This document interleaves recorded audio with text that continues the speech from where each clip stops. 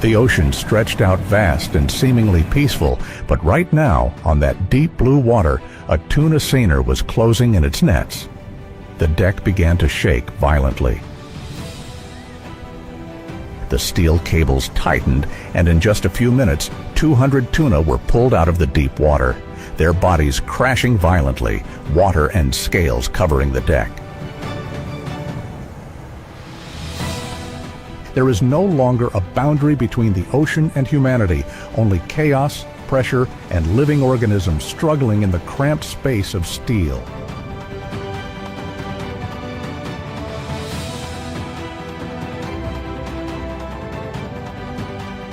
What actually happens when 200 of the ocean's most powerful creatures are pulled up in a single haul?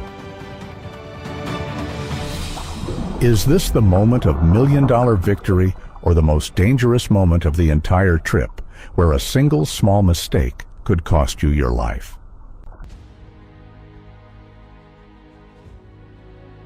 Tuna are not ordinary ocean fish. They are biological machines designed to never stop.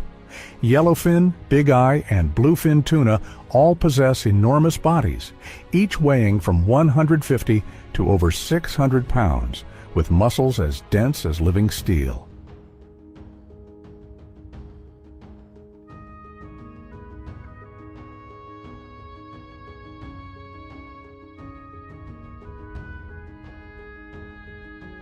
Unlike most marine creatures, tuna must swim continuously to survive. Stopping means death.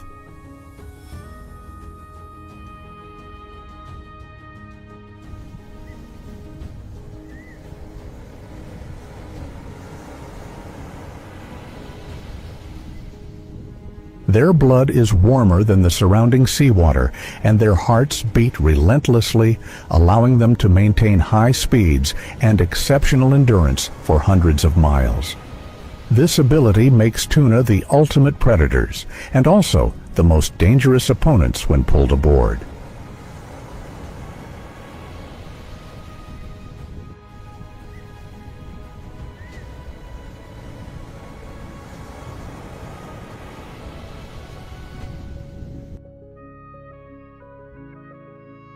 Behind the enormous commercial value and the globally sought-after fish meat lies a little-known fact. Pulling up 200 tuna is not like pulling up fish. It's pulling up 200 living muscle masses, fighting with all the strength that nature has given them.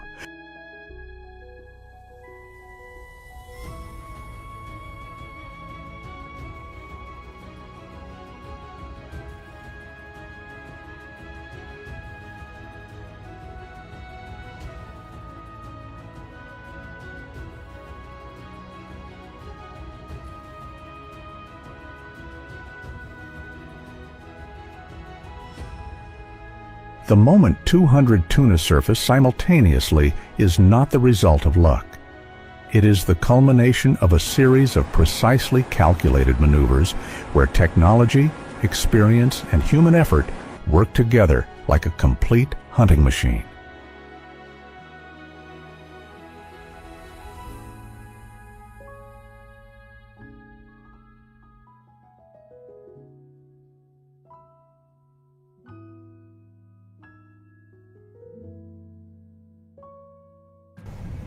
On the bridge, the captain and technicians glued their eyes to the sonar, fish finder, and radar.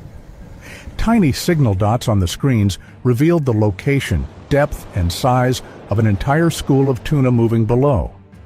Only when they confirmed the school was large enough and at the correct water level did the ship begin to accelerate.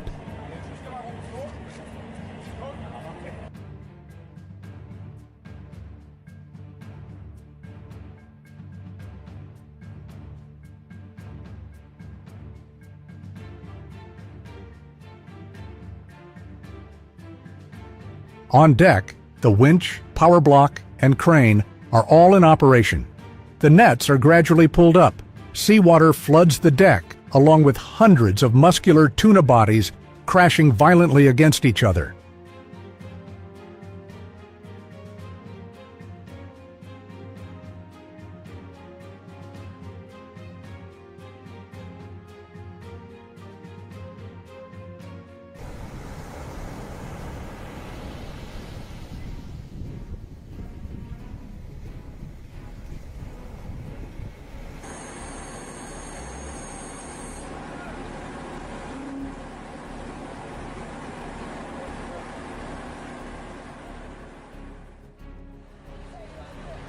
cumulative weight can reach tens of tons, causing the ship to vibrate with every movement. Just one small mistake, a misaligned cable, slow operation, can tear the net, let all the fish escape, or cause an accident in an instant. This is a method of fishing that yields enormous catches in a short time, but the risks are always at their highest.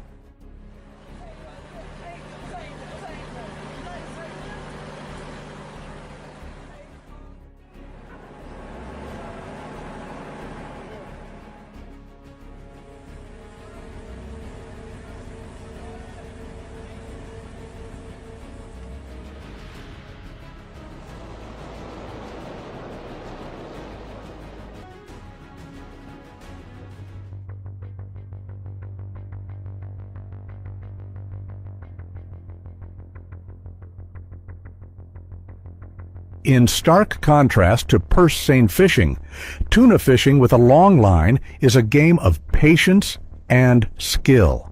Before casting the line, the fisherman must read the current, water temperature, depth, and when the fish will come up to feed. These factors determine the entire success or failure.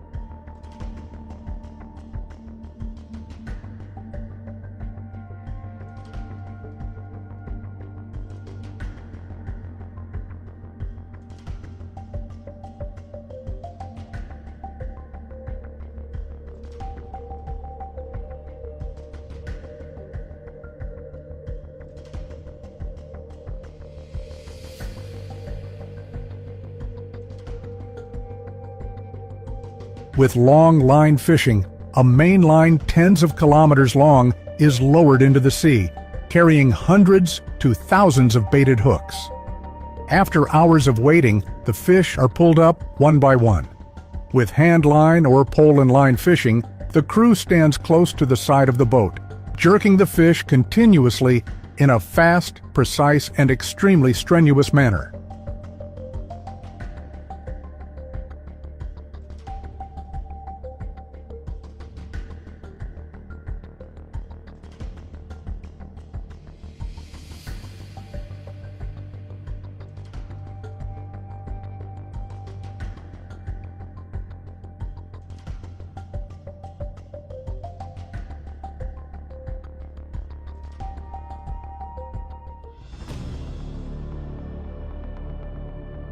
The yield from these methods is much lower than that of nets, but in return the fish are less scratched, have firmer flesh, and meet the standards for sashimi, sushi, and high-end markets, where their value can be many times higher.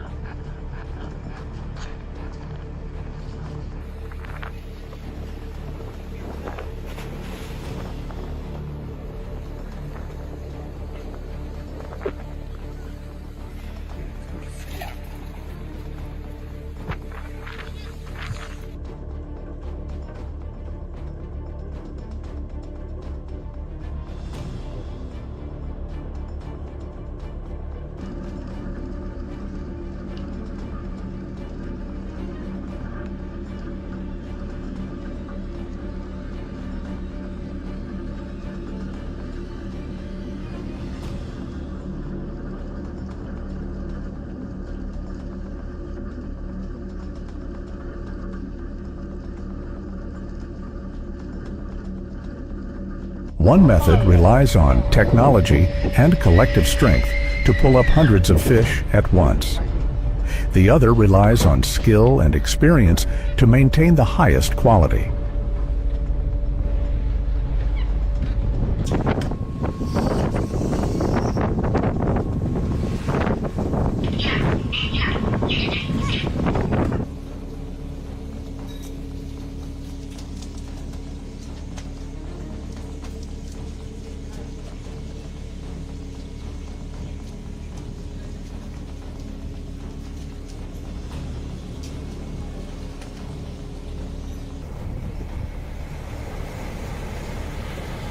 Whether by net or by fishing rod, the moment 200 tuna surface at the same time is always clear evidence of the relentless confrontation between man and the ocean, where every decision carries risk, but can also determine the outcome of an entire fishing season.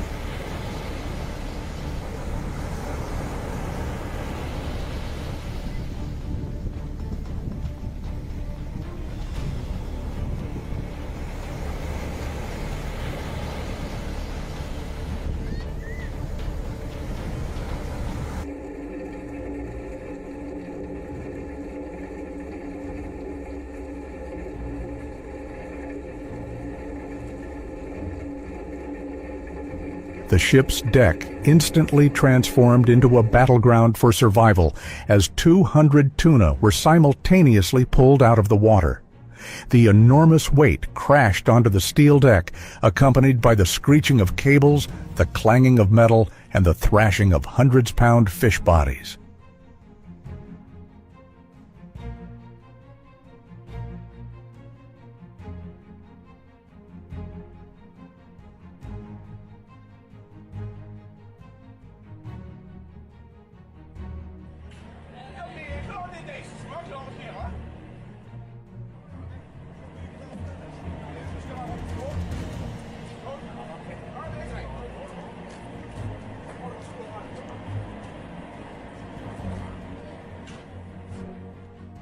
Each sailor stands in their proper place like a cog in a living machine. The cableman, the fish channeler, the load controller. There is no room for error. Commands require only glances, gestures, and short, decisive shouts.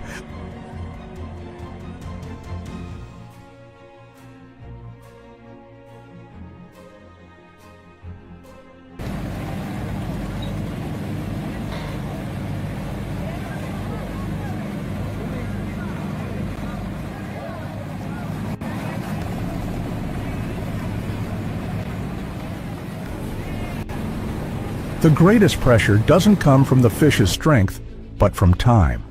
The deck is wet with water and blood, slippery as a trap. Just one slow beat or one wrong release of the hand, and an accident could happen instantly.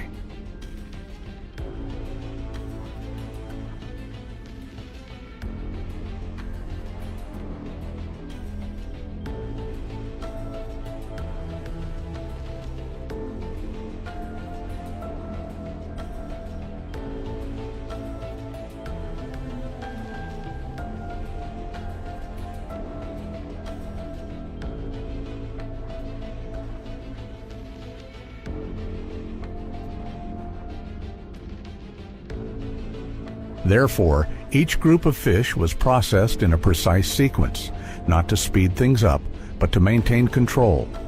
When the last batch of fish lay still, there was no cheering, just quiet nods. They knew they were winning not by brute force, but by discipline amidst chaos.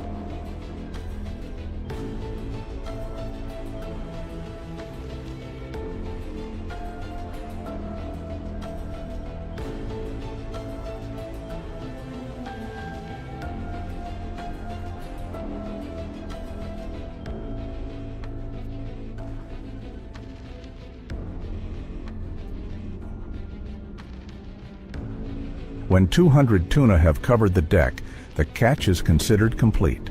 But the real race begins now. This is a race measured in minutes, not hours, and there is no room for hesitation.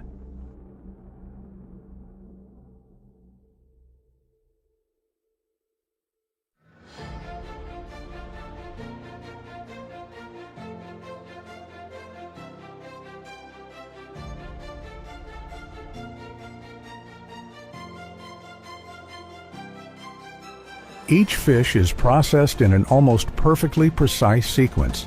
The blows must be accurate enough to stun the fish immediately, preventing convulsions that could damage the flesh. The knife is neatly incised at the gills and caudal peduncle to thoroughly drain the blood, preventing the darkening of the flesh from spreading, a factor that could cause the selling price to plummet in an instant.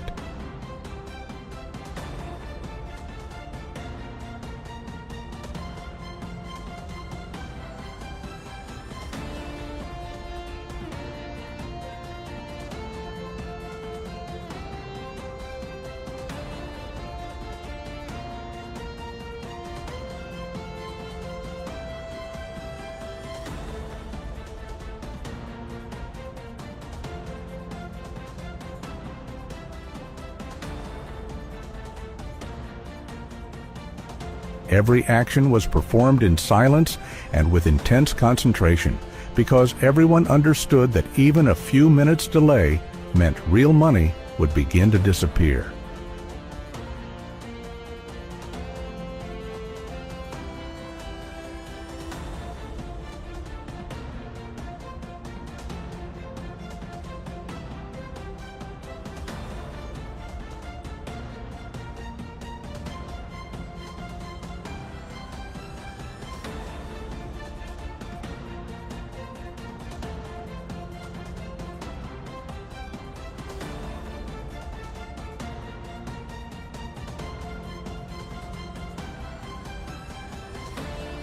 Immediately afterward, the fish is taken straight down to the ship's hold. Slurry ice, a mixture of seawater and fine ice, envelops the entire fish, lowering its core temperature to a safe level as quickly as possible. The cold penetrates deeply, slowing down enzymes and bacteria before they can break down the flesh's structure.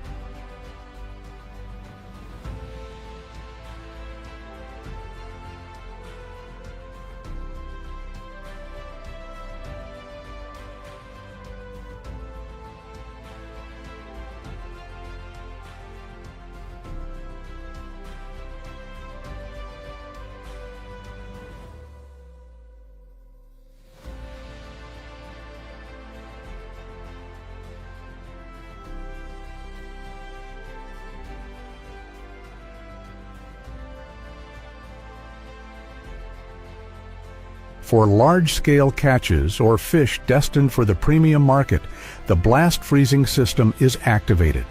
An extremely powerful stream of cold air blows through each compartment, locking the quality of the fish in a state almost as if it had just left the sea.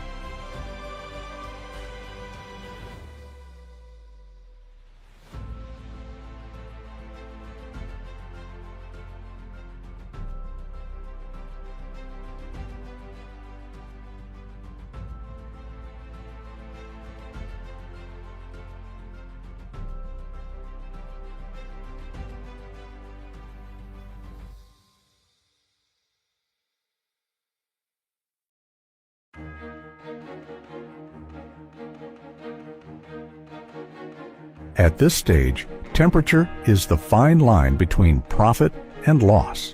Just a few degrees off can cause the flesh to fade, the firmness to decrease, and the commercial value to plummet. Fish worth thousands of dollars can lose half their value simply because of slow processing or insufficient cooling.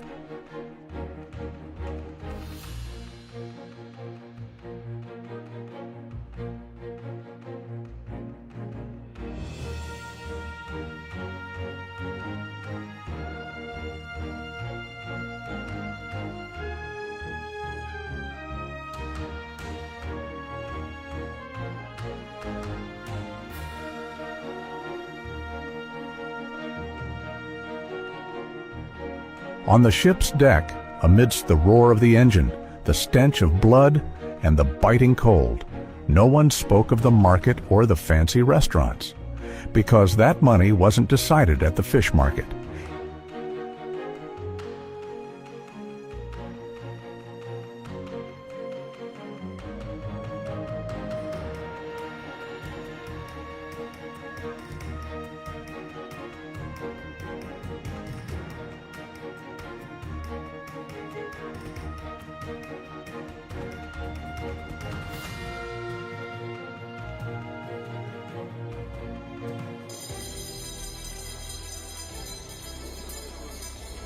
It was decided in the first 30 minutes, right here, where every tick of the clock carried risk, and every precise move held millions of dollars at risk of vanishing.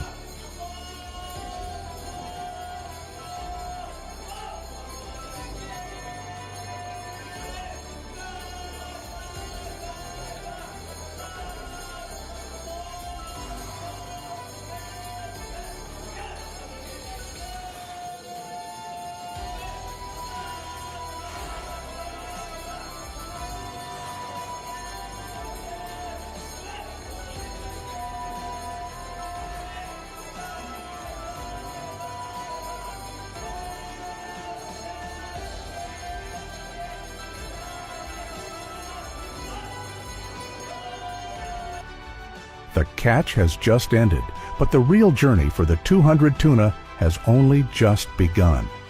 They are no longer the ocean spoils, but immediately enter a rigorous processing chain, where every minute determines the value of each fish.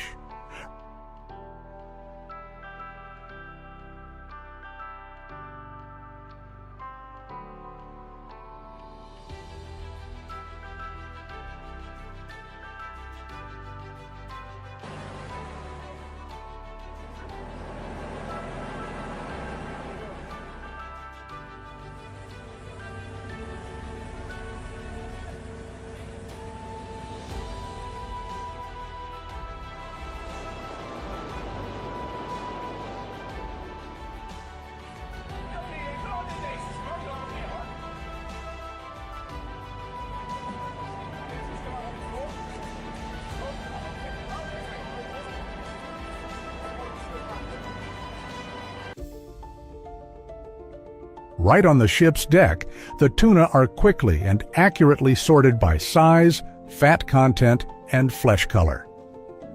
Only the highest quality fish are kept intact for sashimi and sushi, where every fiber of flesh must be bright red, firm, and completely flawless.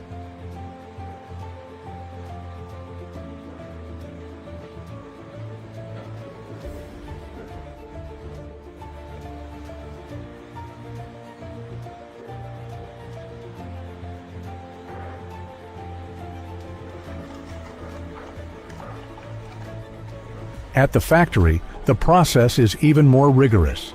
The fish are cleaned, skinned, and cut along the grain to preserve the texture. The back becomes premium sashimi. The fatty belly is used for steaks or pan frying, and smaller portions are processed into canned tuna, tuna in oil, or ready-to-eat products. Almost no gram of meat is wasted.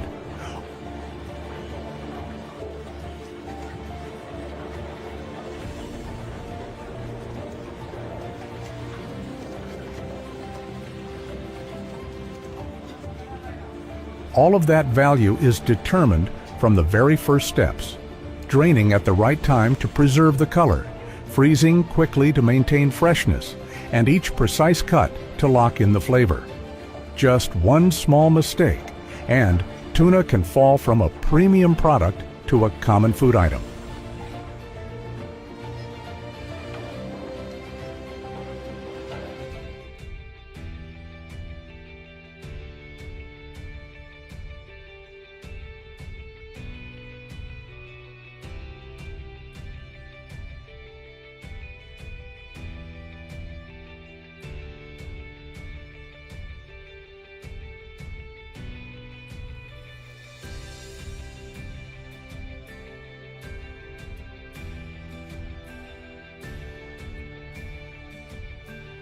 When 200 tuna are pulled up in a single haul, it's not just a monetary win, but a question mark hanging over the ocean. Tuna are near the top of the food chain, playing a crucial role in maintaining the balance of the entire ecosystem below.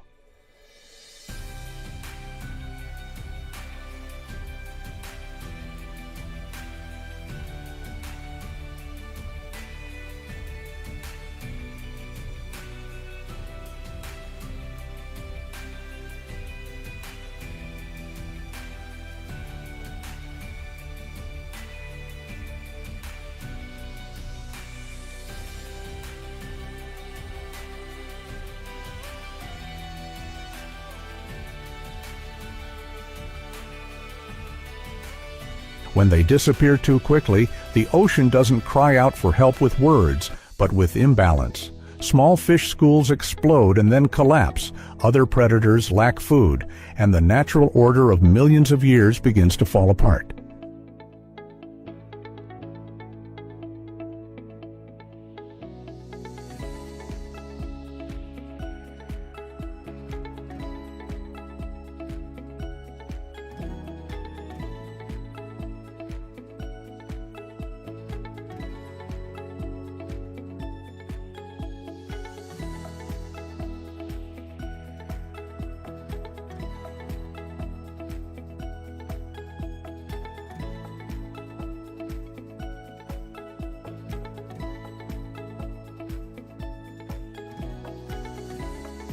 Therefore, today's massive catches are controlled by quotas, international management, and strict seasonal restrictions.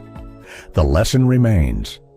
Bluefin tuna once came close to extinction simply because humans exploited them faster than the sea could recover.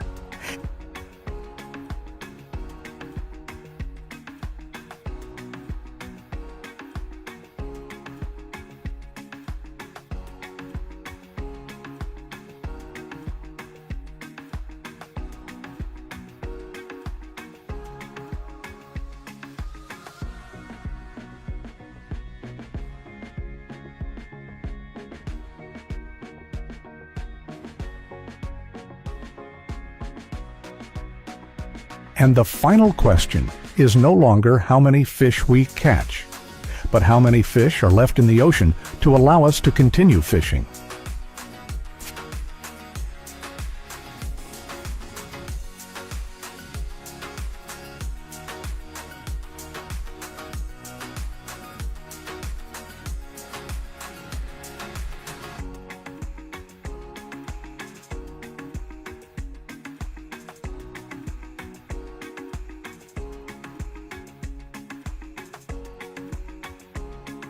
Finally, when the deck is quiet again and the ocean is calm, what remains is not just the value of a catch, but the fragile boundary between man and nature. Each tuna pulled up is the result of technology, skill, and sacrifice. But if the ocean runs dry, there will be no more voyages.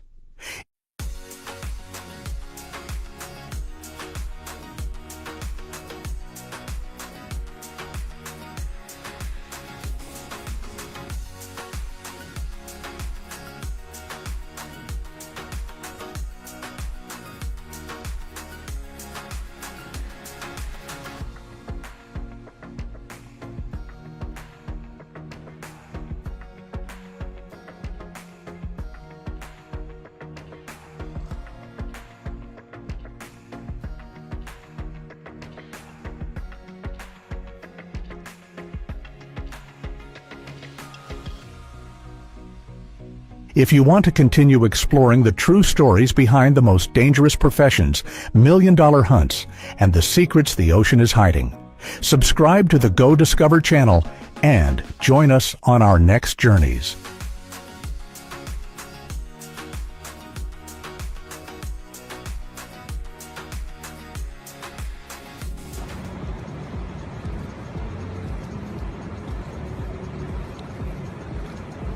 There is a creature hidden deep within the cold sand, with a strangely long trunk-like body that can live for over a century, and each individual is worth hundreds of dollars.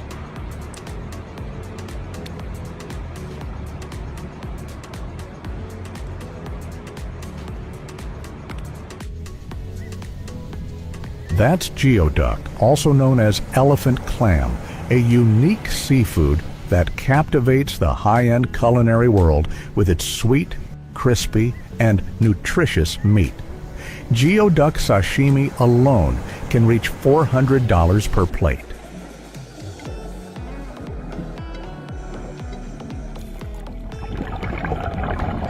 Geoduck live in the cold waters off the west coast of the United States and Canada, take 5 to 7 years to mature, and are almost impossible to breed commercially.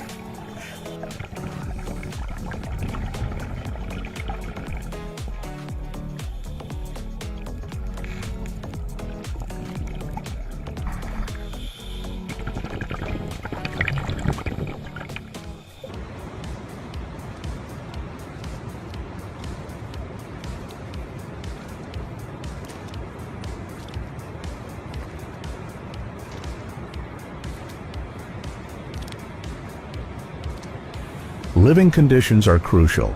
They must be kept completely alive during harvesting, because if they die, their commercial value almost disappears.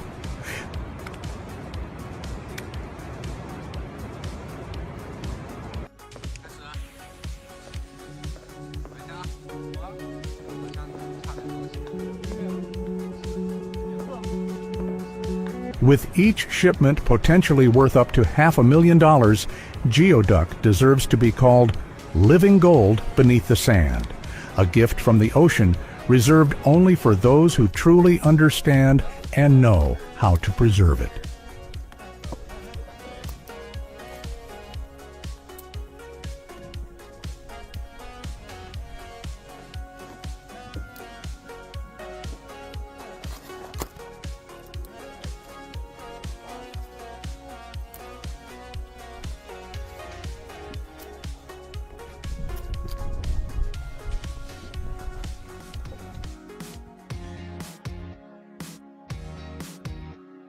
As the sea recedes, revealing a frigid, sandy mudflat at dawn, the divers silently emerge, beginning a special job they call hunting for treasure under the sand. The treasure isn't glittering gold, but geoduck, a peculiar type of clam worth hundreds of dollars each, hidden deep beneath the ocean's surface.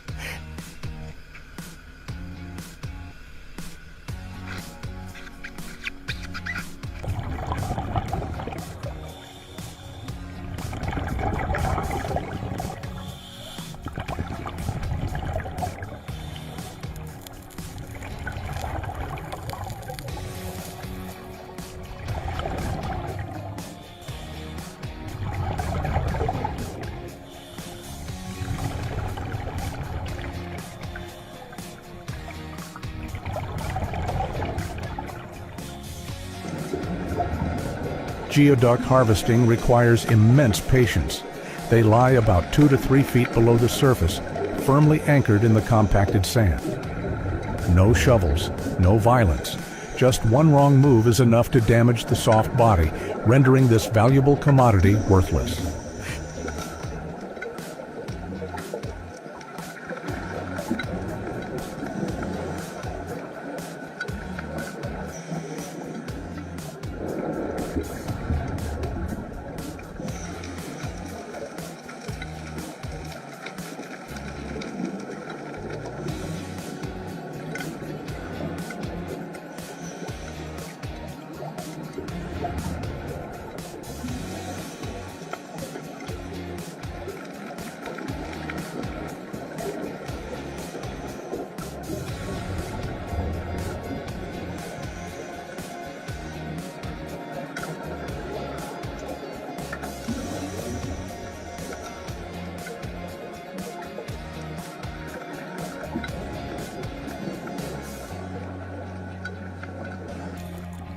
The only tool allowed was a high-pressure water jet. A powerful stream of water was directed down into the sand, churning up the hard, concrete-like substrate. Swirls formed, and then the geoduck's distinctive, long, proboscis-like appendage gradually emerged, contracting slightly within the cool water.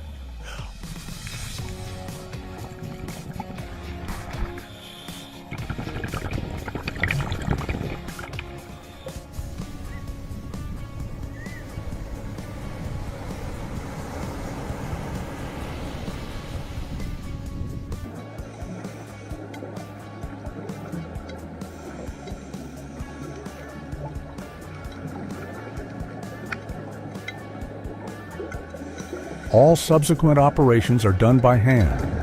The diver gently holds the precious creature, pulling it straight up from the sand, ensuring the shell doesn't crack and the flesh doesn't tear, because even a small scratch could ruin its commercial value.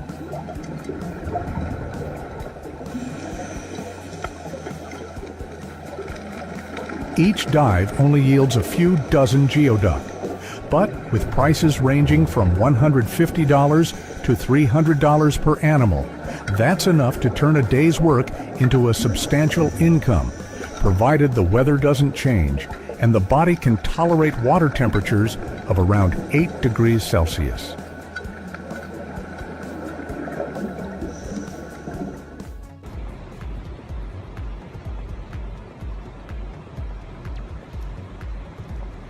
Upon reaching shore, geoduck are washed with cold seawater, then transferred to the inspection and sorting stage.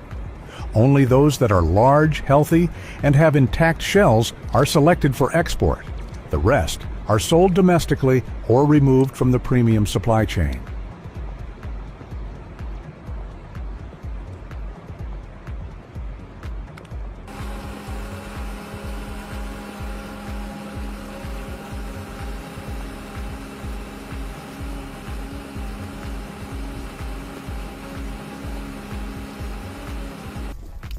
Next comes a rigorous quarantine process. Each individual item is tagged with a traceability code, recording the harvesting time and storage temperature. Even a small discrepancy can result in the rejection of an entire shipment worth hundreds of thousands of dollars.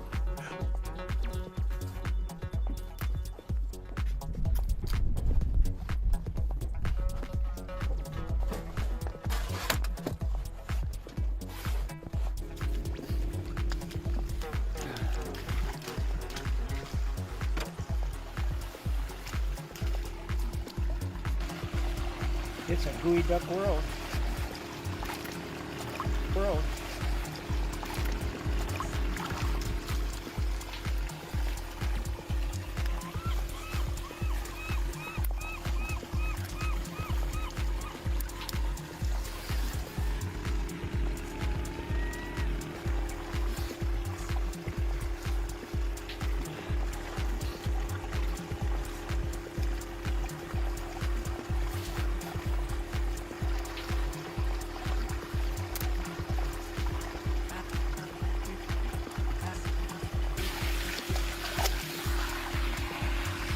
Harvesting is just the beginning.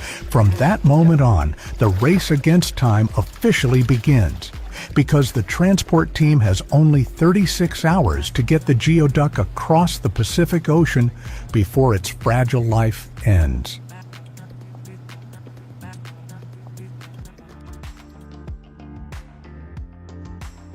The moment the geoduck leaves the cold water, a silent race is immediately triggered, where time becomes the most dangerous opponent.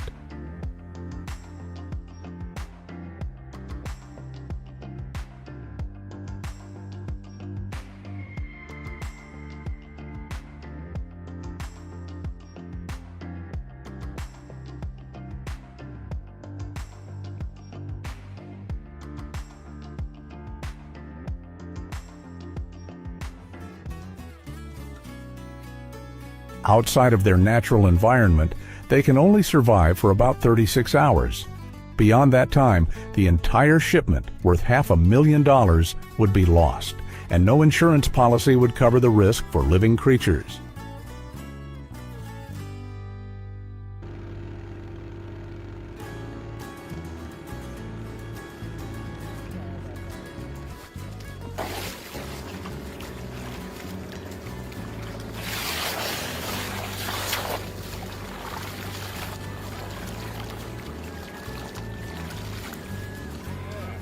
Geoduck are more fragile than their rugged appearance suggests. They require transport conditions that closely replicate the deep-sea environment. Temperatures maintained at 0 to 2 degrees Celsius, high humidity, and consistently stable oxygen levels.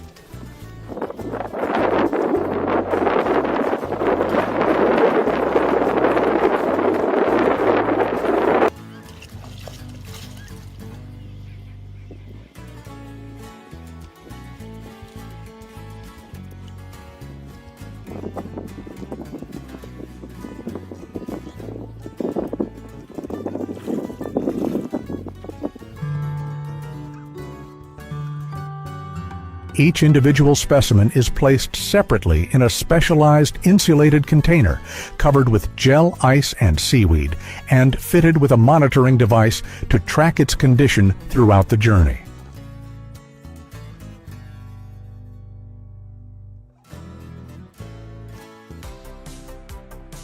Some exporters have even invested in high-end shipping containers, incorporating oxygen pumps and real-time GPS tracking.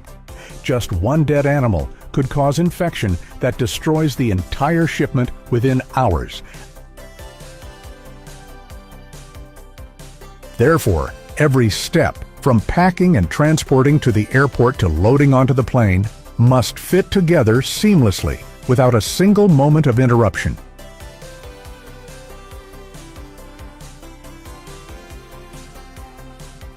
Traffic jams, technical malfunctions, or customs delays, any incident can become a disaster. Transportation vehicles must maintain strict micro conditions with sensors monitoring continuously every minute.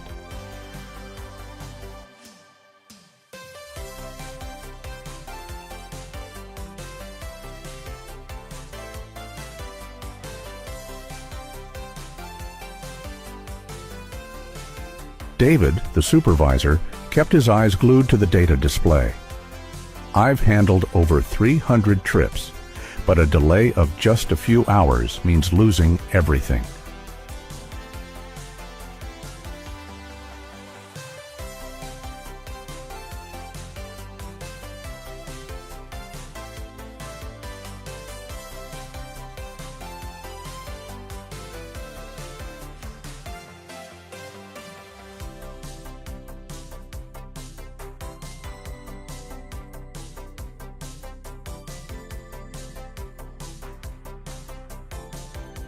After nearly 30 hours of non-stop work, the $500,000 geoduck finally reached its destination, a luxurious restaurant in the heart of glamorous Shanghai.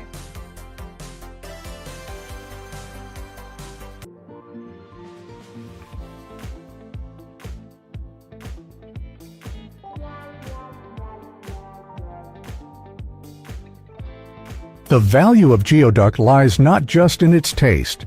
It's the reward for a whole chain of silent efforts, from divers in the cold sand, the quality control team, to the logistics team that traveled nearly 9,000 kilometers without a single mistake.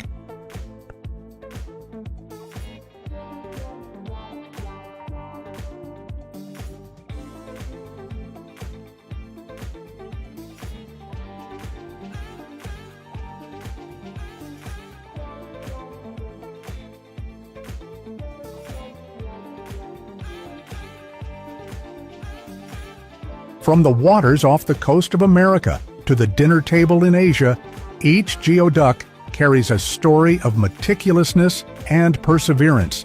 And then, as the night ends, a new journey is about to begin.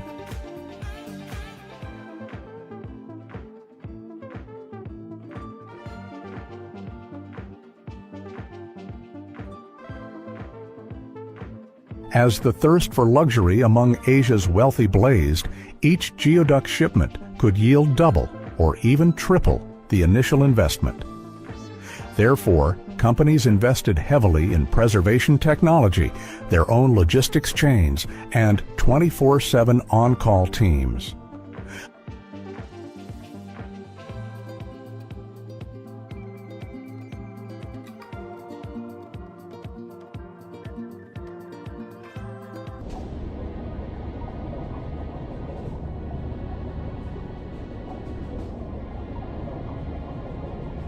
Nestled among coral reefs, cold sand, and soft coastal mud, sea cucumbers move slowly like a spine, their long, rough bodies surrounded by tiny tentacles that constantly sweep for food.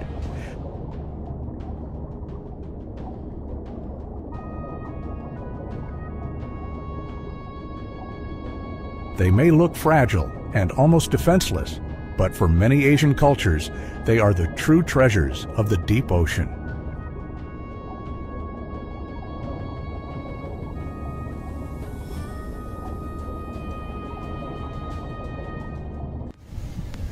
The claim that harvesting 100,000 sea cucumbers can bring in over 500,000 US dollars is not an exaggeration, but a fact that has happened many times. With an average wholesale price of $5 to $15 per piece, especially when processed, dried, or frozen, sea cucumbers become a huge source of revenue for coastal areas where they are legally harvested.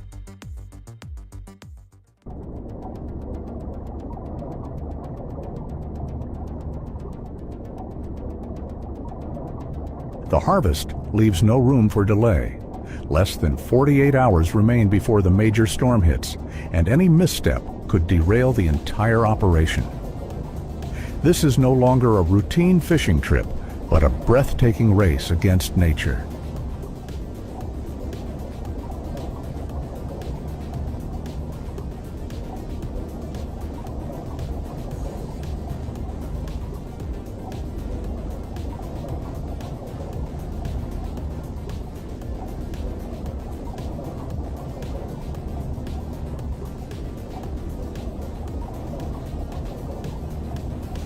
Beneath the pitch-black waters, the divers are not alone. On the surface, a mothership acts as a command center, providing oxygen, monitoring their position, and coordinating each dive.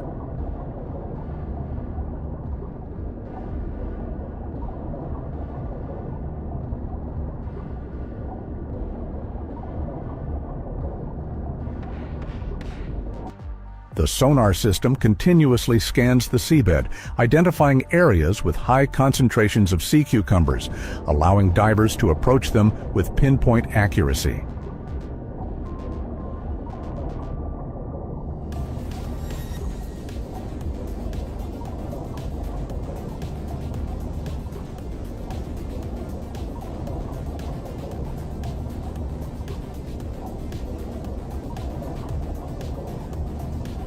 No roaring engines, no trawls or destructive equipment, just people and the ocean. Professional divers, clad in thick, cold-weather suits, silently descend to the depths.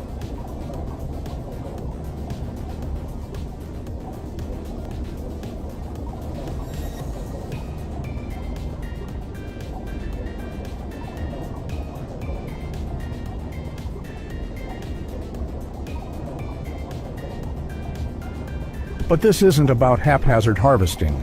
Sea cucumbers, soft, sensitive, and vulnerable, are only valuable when harvested at the right size and at the right time.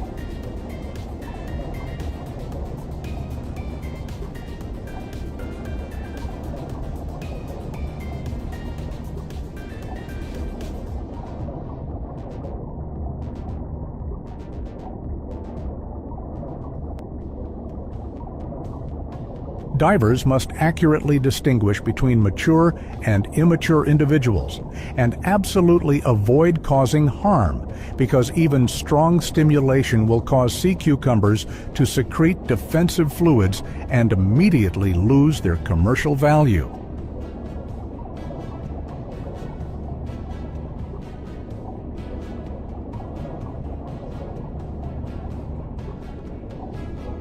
Each animal was gently lifted by hand, quickly inspected, and then placed into a mesh bag without haste or noise, a silent ritual of respect for life at the bottom of the sea.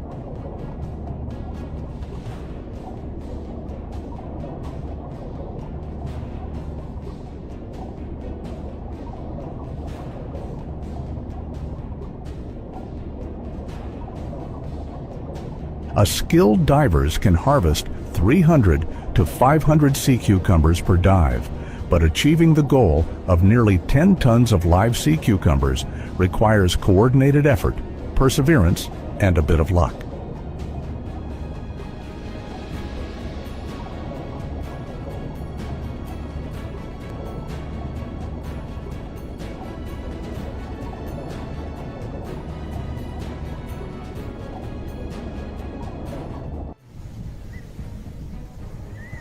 Under water pressure, biting cold, and limited diving time, every decision must be absolutely precise.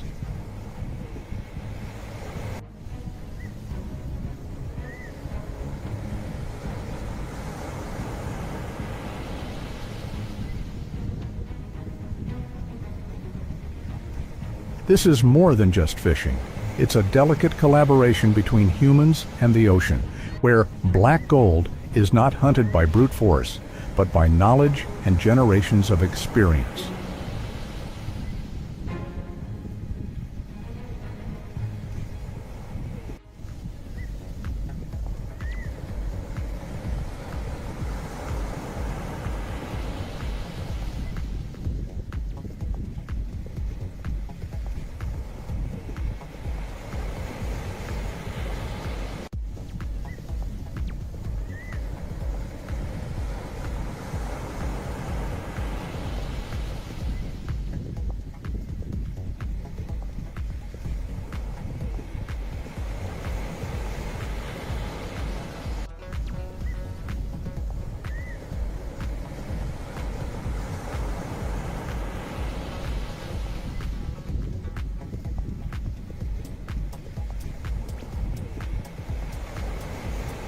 Once sea cucumbers are removed from the water, a new race against time begins.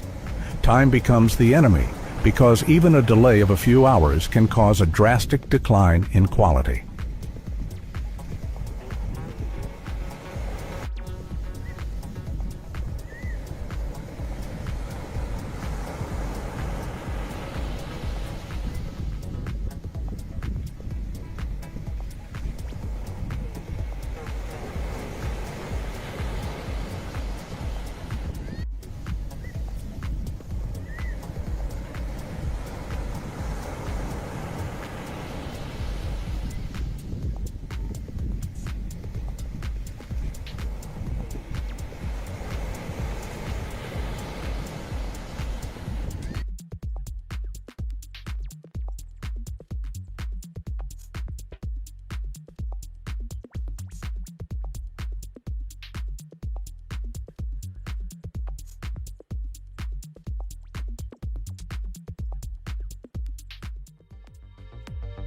The journey of transforming sea cucumbers into a premium delicacy begins right from the initial selection process.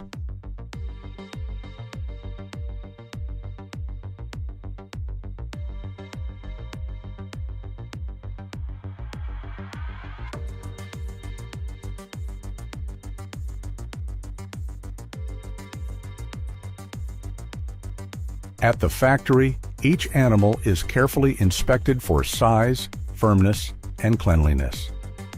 Individuals that are scratched, weak, or diseased are immediately discarded.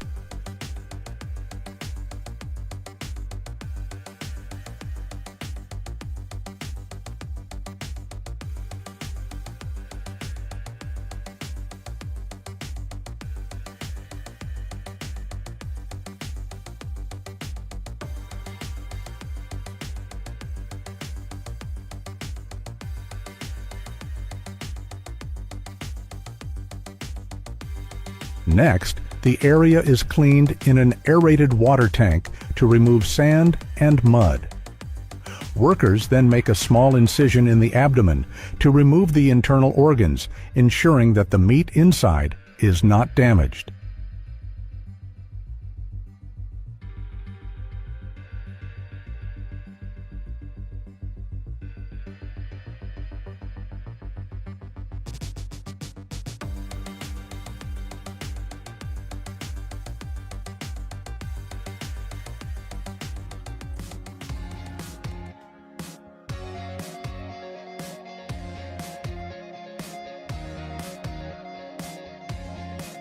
After initial processing, sea cucumbers undergo heat treatment.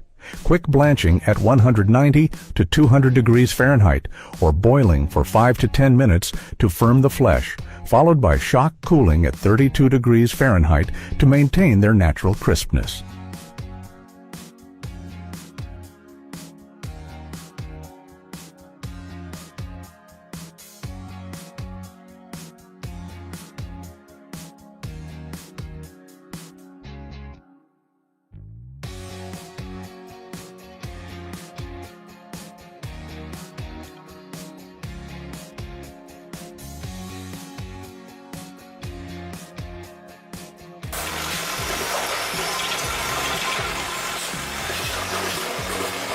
raw materials are then sorted.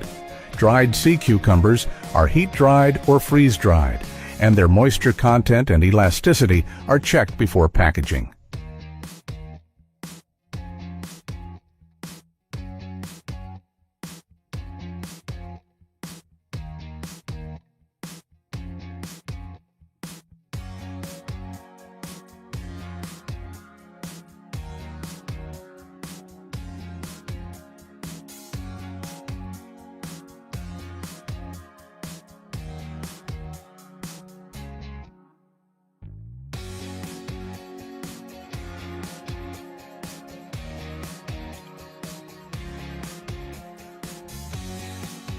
Frozen sea cucumbers are vacuum-packed and quick-frozen using IQF technology at -40 degrees Fahrenheit, preserving their texture and freshness.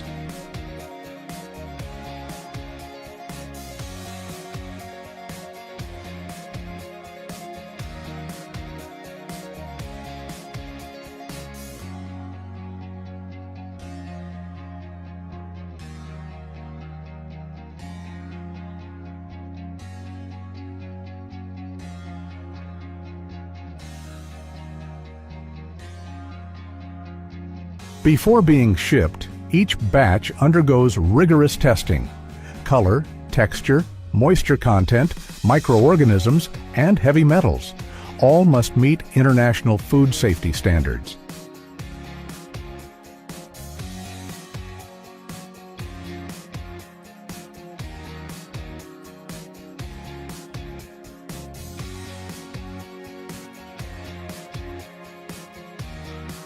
Finally, the dried sea cucumbers are stored in a dry place, while the frozen products are transported in specialized vehicles, ready to reach high-end dining tables around the world.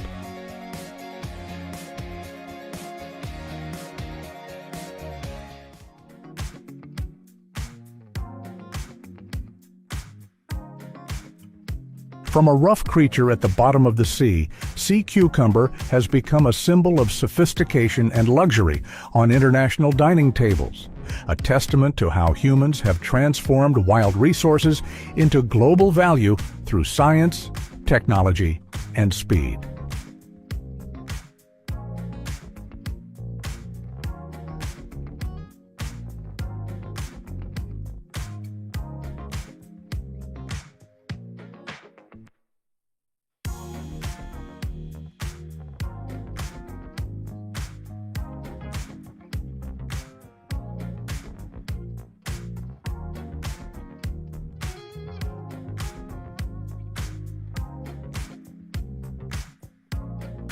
What impressed you most about the journey of bringing soft treasures from the deep sea to your dinner table?